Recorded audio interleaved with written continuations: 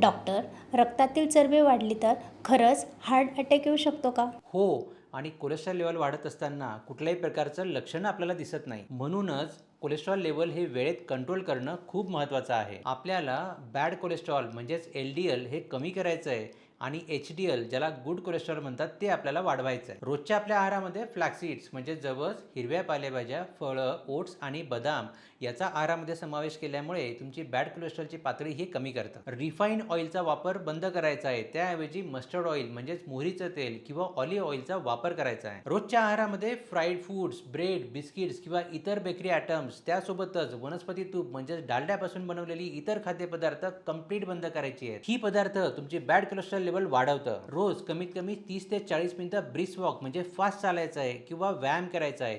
याने तुमची HDL म्हणजेच गुड कोलेस्ट्रॉलची पातळी ही वाढणार आहे. लक्षात ठेवा, कोलेस्ट्रॉल वाढीमुळे कुठल्याही प्रकारची लक्षणं दिसत नाही, पण ते डायरेक्टली हार्टला डॅमेज करू शकतं.